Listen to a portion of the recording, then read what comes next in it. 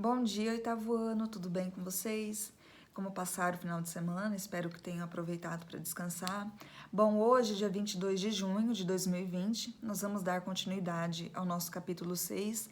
Dar continuidade não, porque não tem mais, né? Nós estudamos o capítulo inteiro, mas eu vou fazer uma revisão, né? Uma pincelada geral a respeito do nosso capítulo para que nós consigamos encerrar. Bom, daí eu tô planejando quinta-feira fazer uma aula online com vocês, né? Eu tô aprendendo também, para que vocês tirem as principais dúvidas a respeito do capítulo que foi estudado. Bom, então hoje eu vou fazer uma revisão geral do que foi esse processo de independência do Haiti e da América Espanhola, né? Bom, o Haiti, como nós vimos, foi o primeiro país a de fato conquistar a sua independência ali na América Espanhola. Bom, professora, quais foram os motivos gerais para que as pessoas lutassem para conquistar a independência? Bom, o processo de independência ele vinha desde o século XIX, né? Os Estados Unidos já tinha sido a primeira colônia a conquistar a sua independência, tinha toda essa questão da influência também, né? Os Estados Unidos conquistaram a independência, são independentes agora da coroa, da sua metrópole, que era a Inglaterra. Tinha também a questão das influências externas. Por exemplo, no século XVIII, os reis absolutistas, não sei se vocês se lembram, eles começaram a cair, né? E os pensamentos iluministas, que nós estudamos lá no começo da nossa apostila, lá no capítulo 1, eles começaram a ter mais reflexos. Depois que o absolutismo ele caiu, ele começou a cair, as colônias começaram a sentir esse reflexo, né? O absolutismo começou a desmoronar, esse poder absolutista dos reis. A coisa se agravou ainda mais quando, em 1804, né, aconteceu o bloqueio continental. Não sei se vocês se lembram quando nós estudamos a Era Napoleônica. Não sei se vocês se lembram que o Napoleão ele tinha algumas rixas com a Inglaterra e ele invadia os países que fizessem acordos comerciais com a Inglaterra. A Espanha acabou sendo um desses países. Não sei se vocês se lembram, mas em 1807, o Napoleão Bonaparte, ele acabou invadindo a Espanha e ele depois, o Fernando, que era o rei da Espanha, ele acabou sendo preso e exilado. Enquanto isso, Napoleão invadiu a Espanha e colocou quem para governar a Espanha? Ele colocou o seu rei, o seu irmão, o José Bonaparte, para governar a Espanha. Bom, isso tudo acabou gerando o quê? Começou a gerar alguns conflitos na colônia, porque a colônia pertencia a quem agora? Já que o Napoleão, né, francês, pertencia à coroa espanhola ou pertencia à França? Então ninguém tinha noção da onde que de quem que governava as colônias, né? Se as colônias pertenciam à França ou se as colônias pertenciam à Espanha. Bom, em 1814, né, o Napoleão Bonaparte ele sofreu a derrota e depois da derrota dele foi estabelecido um congresso de Viena que tinha como um dos seus principais objetivos era restaurar as monarquias. O Fernando da dinastia Bourbon, que era o rei da Espanha, ele acabou voltando, né, para o trono. Mas mesmo assim, as insatisfações cada vez mais geravam cada vez mais insatisfações nas colônias, né? Por conta dos reflexos do iluminismo, reflexos da Revolução Francesa, reflexos da independência também dos Estados Unidos. O Haiti tinha conquistado a sua independência, né? Tinha lutado e conquistado a sua independência e tinha aquele fenômeno que eu falei para vocês a respeito do haitianismo, né? Nas colônias, a metrópole, a Espanha tinha medo que esse haitianismo, né?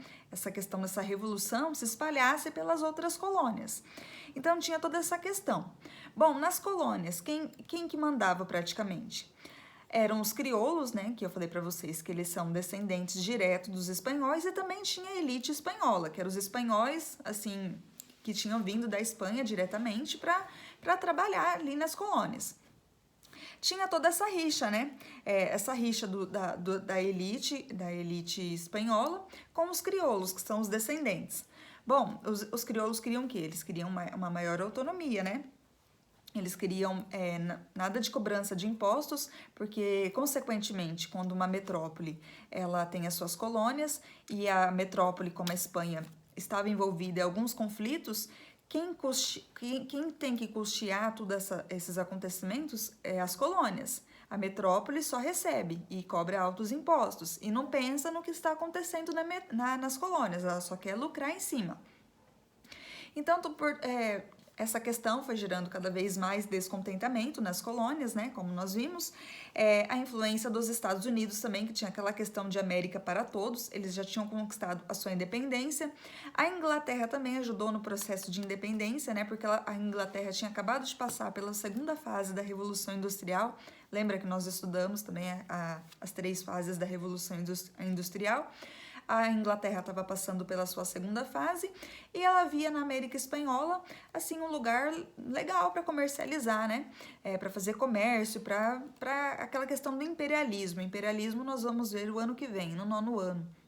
A questão imperialista é de conquistar mais territórios. Conquistando mais territórios, ela conquista mais matéria-prima e mais pessoas para trabalhar. Então a Inglaterra tinha toda essa questão também na América Espanhola, né? De conquistar, de ajudar nesse processo de independência para conseguir entrar, né, na América Espanhola. Então a Inglaterra ajudou bastante também nesse processo. Como nós falamos, né, a respeito dos crioulos, os crioulos tinham alguns generais muito importantes, como foi o Simão Bolívar, que ajudou bastante na questão da independência, primeiramente da Venezuela. Em seguida, ele já tinha estado nos Estados Unidos e tinha visto como os Estados Unidos tinham conquistado a sua independência. Também o San Martín, né, e teve toda essa questão do pan-americanismo, né, essa questão, ele acabou escrevendo uma carta Jamaica, onde ele queria transformar toda a América Espanhola em um território só, né? Aquela questão de expandir o território americano, né? Tinha toda essa questão. E até, inclusive, para vocês terem uma ideia, até alguns estados aqui do Brasil, como a Paraíba, não lembro outros, assim, que eu já escutei alguma coisa, queriam também a sua independência, todos inspirados nessa carta Jamaica que o Simão Bolívar ele acabou escrevendo. Bom, revisando, né? O primeiro que nós acabamos vendo foi a independência do Haiti, né? Que é um país caribenho que compartilha a ilha de São Domingos com a República Dominicana, né? Daí teve o fenômeno que eu falei para vocês, que é o haitianismo, né? Que era o fenômeno que eles conquistaram a independência e o restante, a metrópole começou a ficar com medo de que esse fenômeno se espalhasse para as outras colônias espanholas. Nós vemos a questão do Haiti na atualidade, a questão da extrema pobreza que o país passa, a questão da imigração de muitos haitianos para o Brasil. Depois nós vimos a respeito das independências na América Espanhola, né? Na Europa, esse acontecimento que eu acabei de falar para vocês, a respeito do Napoleão Bonaparte, ele ter invadido a Espanha, ele ter deposto o rei, os acontecimentos na América. Também falamos do movimento do Tupac Amaru, né? Que foi um dos maiores líderes da revolta indígena na América, né?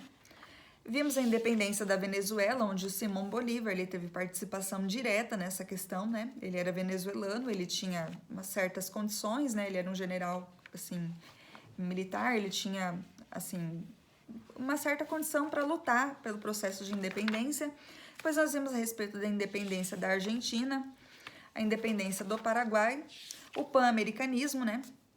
Que é bastante importante, né, que até fala na página 322, eu vou pedir para que vocês peguem a apostila de vocês, que durante os movimentos de independência, alguns líderes se destacaram e suas ideias circularam pelas colônias. O crioulo e militar San Martín, de origem argentina, auxiliou os processos de revolta no Chile, Peru e Argentina. Suas propostas eram baseadas na criação de diversos estados independentes da América. Outro importante líder dos movimentos de independência foi o Simão Bolívar, militar e político de origem venezuelana, que durante a sua formação ele teve contato com o contexto europeu. O contexto europeu que eu falo é a questão do iluminismo, né? A queda dos reis absolutistas, e foi bastante influenciado aqui, até fala, né? Pelos ideais iluministas de liberdade. Bolívar participou do processo de independência da Gran Colômbia e da Venezuela, e suas propostas para o futuro das colônias americanas baseavam-se no princípio do pan-americanismo, né, que eu falei para vocês, que para ele a América Espanhola deveria se configurar como um conjunto unificado de estados independentes que se comprometessem em um acordo de união pela formação de uma grande confederação com certa unidade em relação à língua e à cultura. Assim como propunham as ideias iluministas, Bolívar também era a favor da separação entre o poder e a religião. Para apresentar suas ideias do pan-americanismo, Bolívar escreveu em 1815 um documento conhecido como a Carta da Jamaica, que eu citei para vocês, que foi uma carta assim, que ela teve repercussão assim, mundial, né? Repercutiu até aqui no Brasil. Nesse documento, Bolívar expõe seus desejos de tornar a América uma grande nação. Leia um trecho da carta, né? Aqui tem um trechinho, né? Que é uma ideia grandiosa a pretender formar de todo o novo mundo uma só nação, com um só vínculo, que ligue suas partes entre si com o todo. Já que tem uma origem, uma língua, uns costumes, uma religião, deveriam, portanto, ter um só governo que confederassem os diferentes estados que iam de se formar. Bom, foi essa carta teve muita repercussão.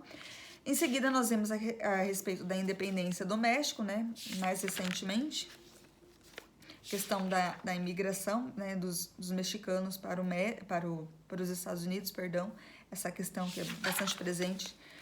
Vimos também a independência de Cuba, por último, né? Vimos a respeito do socialismo, eu não cheguei a comentar muito com vocês, né?